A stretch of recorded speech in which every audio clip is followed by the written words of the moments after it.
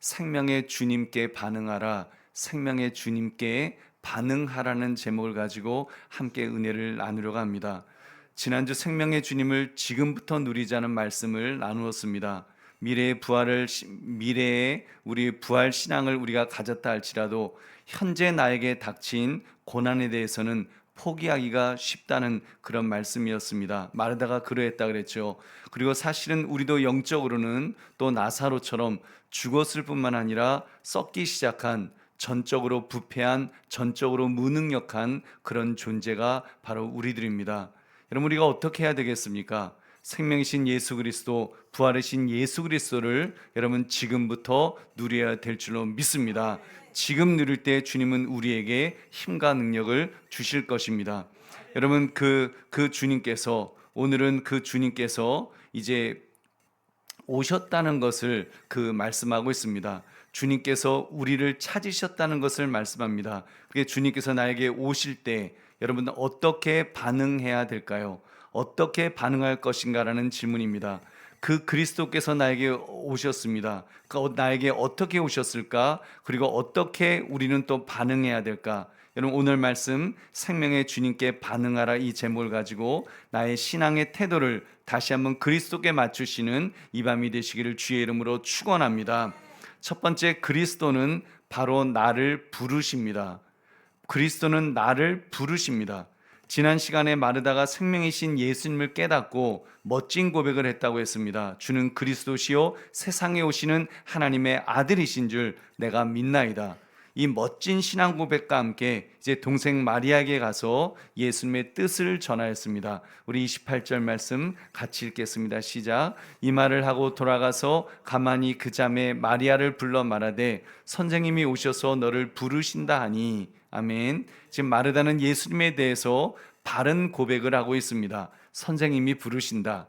여러분, 근데 여기서 말하는 선생님은 학교정이 땡땡땡 어서 모이자 선생님이 우리를 기다리신다는 그 선생님이 아닙니다. 여러분, 지금도 그렇지만 그 당시에도 그런 선생님들은 많이 있었습니다. 그들 중에 그저 또 한 사람의 선생님으로 지금 예수님을 그렇게 선생님이 오셔서 너를 부르신다 이렇게 이야기한 것은 아니라는 말입니다. 여러분, 마르다가 예수님을 부를 때 무언가 달랐습니다. 그 앞에 정관사를 붙였습니다. 그러니까 그 선생님이라고 불렀던 것입니다. 모든 선생님들 중에서 가장 훌륭한 최고의 선생님이다. 예수님은 그분의 주님 되신가 신성의 개념을 가지신 그런 선생님이라는 것을 마르다는 고백했던 것입니다. 여러분, 예수님께서 같은 의미를 담아서 스스로를 이렇게 부르셨습니다. 요한복음 13장 13절 너희가 나를 선생이라 또는 주라 하니 너희 말이 옳도다. 내가 그러하다. 내가 바로 그 선생이다. 내가 바로 너희들을 영적으로 바른 것을, 생명의 길을 가르치는 선생이라는 것을 또한 말씀하신 것입니다. 그런 예수님께서 누구를 부르신다고 하셨습니까? 선생님이 오셔서 너를 부르신다. 너를 부르신다. 여러분, 너를 부르신다라는 이 말씀을 보십시오. 바로 저와 여러분 각각의 사람을 개인적으로, 인격적으로 여러분 그렇게 부르시는 줄 믿으시기 바랍니다. 여러분, 굉장히 중요하죠. 우리 보배는 성도님들, 누군가가 정말 나를 알아주는 거, 우리를 알아주는 거하고 나를 알아주는 거는 전혀 다르죠. 한강교회 교인들로서 나를 알아주는 것하고 여러분 내 자신을 알아주는 것은 여러분 많이 차이가 있습니다. 이런 과거에는 여성들은 아주 그런 인격이 이렇게 좀 인격을 별로 인격적으로 대우를 못 받았죠. 그래서 아무개 엄마, 그런 아무개 엄마님 과천댁, 뭐 수원댁, 무슨 뭐 논산댁, 뭐 이렇게 무슨 그 땅을 다 차지했는지 그렇게 불렀습니다.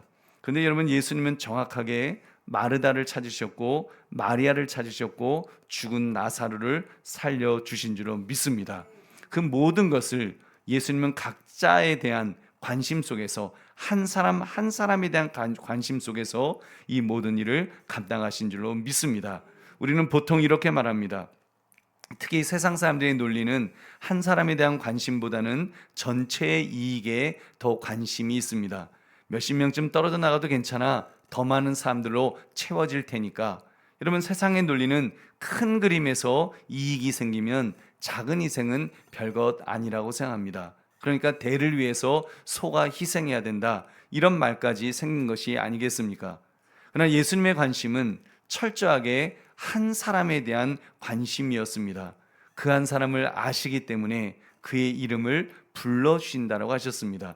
요한복음 10장 3절 같이 읽겠습니다. 시작. 문지기는 그를 위하여 문을 열고 양은 그의 음성을 듣나니 그가 자기 양의 이름을 각각 불러 인도하여 내느니라. 아멘. 그리고 그 한 사람을 잃어버렸을 때 99을 들판에 놓아두고서라도 찾아 나서신다고 하셨습니다. 누가복음 15장 4절 6절도 같이 읽겠습니다. 시작. 너희 중에 어떤 사람이 양 100마리가 있는데 그 중에 하나를 잃으면 99마리를 들에 두고 또 그 잃은 것을 찾아내기까지 찾아다니지 아니하겠느냐. 또 찾아낸즉 즐거워 어깨에 메고 집에 와서 그 벗과 이웃을 불러 모으고 말하되 나와 함께 즐기자. 나의 잃은 양을 찾아내었노라 하리라. 아멘. 여러분, 이것이 우리 예수님이십니다. 우리 예수님은 이런 분이십니다. 여러분, 우리 각자에 대해서 관심 가져주시는 분, 정말 우리의 이름까지 아시고 우리의 머리카락까지 세심 받으셨고 우리의 체질을 아시는 분이 우리 예수님이신 줄로 믿습니다. 그러면 여러분, 어떤 형편 어떤 처지에서도 그리스도는 바로 나를 찾으시고 나에게 관심 가져주심을 깨달아서 여러분 감사하시기를 주님의 이름으로 축원합니다. 두 번째, 그렇다면 우리는 즉각 반응해야 합니다. 여러분, 주님이 우리를 찾으시면 우리는 즉각 반응해야겠죠. 우리 29절 30절 같이 읽겠습니다. 시작. 마리아가 이 말을 듣고 급히 일어나 예수께 나아가매 예수는 아직 마을로 들어오지 아니하시고 마르다가 맞이했던 곳에 그대로 계시더라. 아멘. 마리아의 태도를 보면 역시 마리아구나 이렇게 칭찬하게 되어 있죠. 왜요? 그가 즉각 반응했으니까요.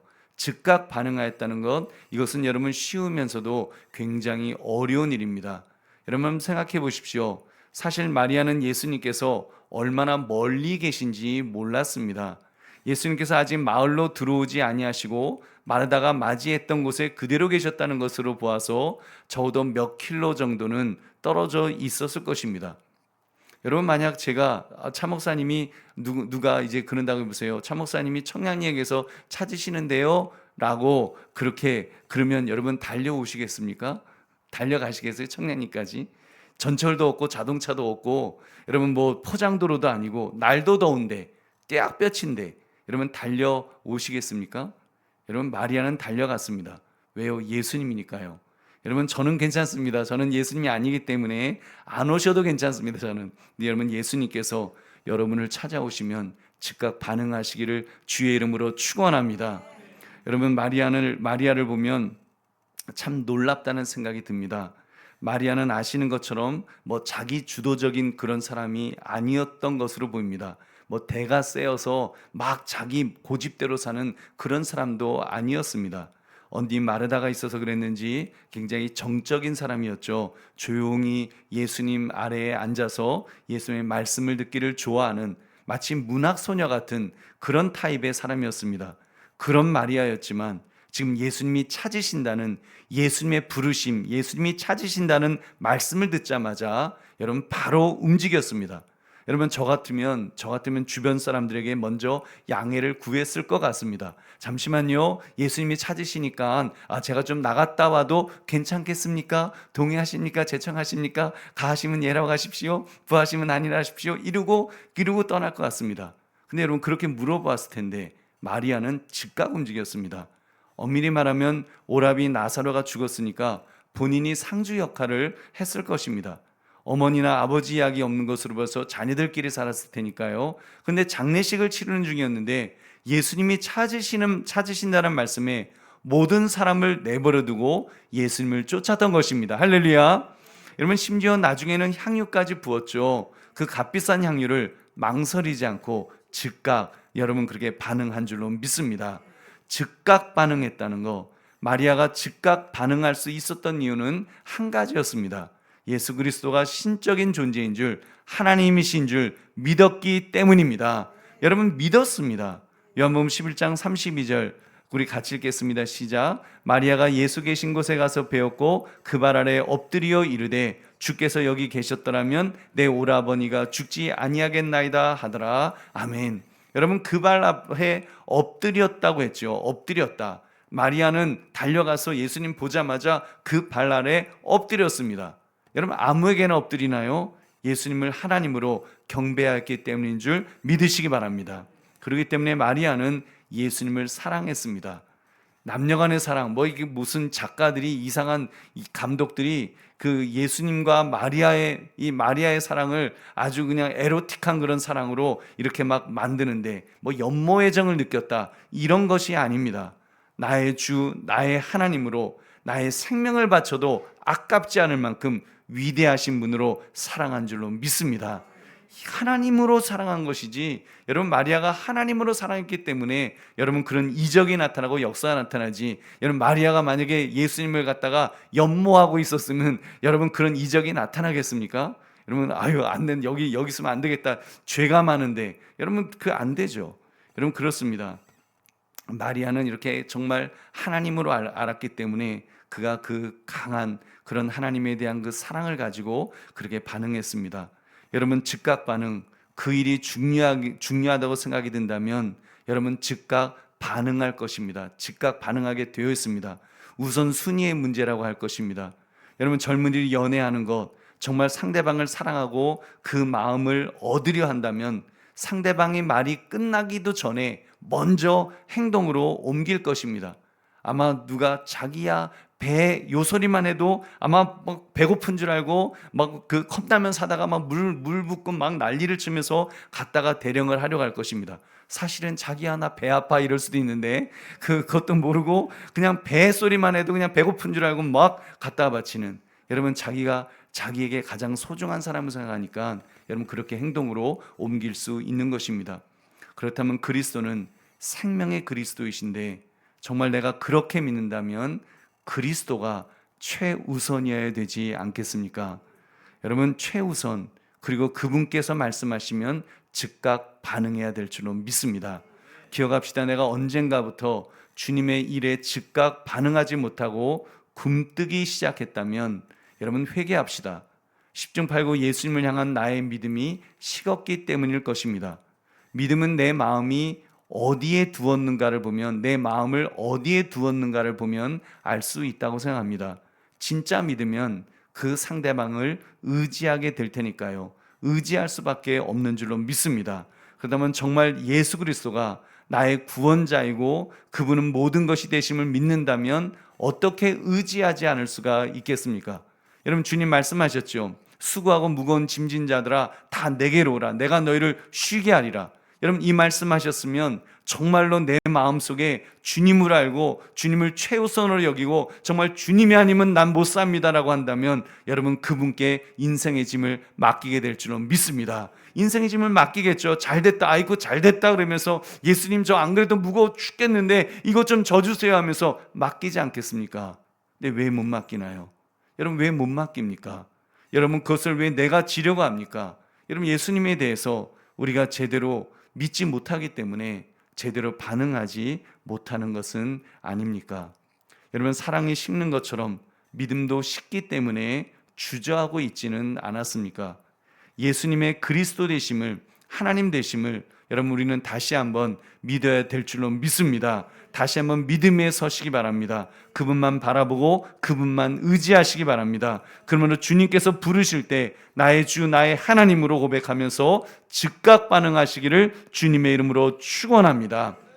세 번째, 우리는 주님께 가면서 오해하면 안 됩니다. 주님께 가면서 주님께 가긴 가는데 오해하면서 가면 안 됩니다. 예수님께서 마리아를 만나시고 너무 애절하게 우는 모습 보시고는 불쌍한 마음을 가졌습니다. 비통히 여기시고 불쌍히 여기사, 그러면서 나사를 어디에 뒀냐고 물으셨죠. 그러니까 마리아는 더 불쌍하게 말합니다. 주여 와서 보옵소서. 그 얘기 뭐예요? 직접 보세요. 지금 그런 이야기입니다. 지금 직접 보세요. 그때 예수님께서 어떻게 반응했다고 했습니까? 34절 35절 같이 읽겠습니다. 시작. 이르시되 그를 어디 두었느냐? 이르되 주여 와서 보옵소서 하니 예수께서 눈물을 흘리시더라. 아멘. 예수님께서 우셨습니다. 눈물을 흘리셨습니다. 근데 그 눈물이 문제가 되었죠. 예수님께서 닭똥 같은 눈물을 뚝뚝 흘리시는 모습을 보니까 사람들이 어떤 사람은 되게 사랑했나 보다 그렇게 좋게 생각했지만 어떤 사람들은 오해했습니다. 37절 같이 읽겠습니다. 시작. 그중 어떤 이는 말하되 맹인의 눈을 뜨게 한 이 사람이 그 사람은 죽지 않게 할 수 없었더냐 하더라. 무슨 말이에요? 저분이 신통력이 있기는 하지만 죽은 나사로를 살릴 정도는 아니었나 보다. 그렇게 생각한 겁니다. 그래서 능력이 모자라서 속상해서 불쌍해서 자기도 예수님도 대책이 없으니까 우셨나 보다. 그렇게 지금 생각했다는 것입니다. 여러분, 아닙니다. 예수님은 심령의 통분히 여기셨다고 그랬습니다. 고통받고 상처받고 있는 모든 사람들에 대한 이해와 감정과 긍휼로 인해서 통분히 여기셨던 것입니다. 여러분, 정말 그 죄악에 고통받고 있는 그 사람들을 보면서, 우리들을 보면서 예수님이 불쌍해서 우신 거지, 불쌍해서 우셨다면 우셨지 능력이 없어서 우셨겠습니까? 여러분, 우리는 본문의 끝말까지를 모두 아니까 그런 오해를 하지 않습니다만 그들은 오해했습니다. 우리는 예수님께서 나사로를 살리신 것까지도 모두 우리는 압니다. 그 이적을 행하셨던 예수님은 이미 또 그것도 아셨죠. 예수님도 그 이적, 그 모든 것들을 다 아셨기 때문에 예수님은 이미 나사로의 병은 하나님의 영광을 위한 것이라고 하는 것을 분명히 선포하셨던 것입니다. 여러분 아시죠? 하나님의 영광을 위해서 나사로가 죽은 거지 예수님이 능력이 없어서 여러분 나사로가 죽은 것이 결코 아닌 것입니다. 우리 요한복음 11장 4절 같이 읽겠습니다. 시작. 예수께서 들으시고 이르시되 이 병은 죽을 병이 아니라 하나님의 영광을 위함이요 하나님의 아들이 이로 말미암아 영광을 받게 하려 함이라 하시더라. 아멘. 여러분, 분명히 하나님의 영광을 위해서, 또 예수님이 영광 받으시기 위해서, 하나님의 아들 되심을 선포하기 위해서 여러분 나사로가 죽었다고 말씀하셨습니다. 우리 보배는 성도님들, 우리도 그런데 이 사람들과 좀 비슷하게 생각할 때가 있지 않습니까? 예수님 눈물 흘리는 모습 보면서 예수님이 그 일은 해결하지 못하나 보다 그렇게 생각하지는 않느냐는 말입니다. 성경 말씀이 이미 완결된 책이기 때문에 그 끝말까지 알아서 조금 전 눈물을 흘리시는 예수님을 오해했던 것처럼 우리는 오해하지 않습니다만, 여러분 이 사건은 우리가 예수님을 오해하지 않겠죠.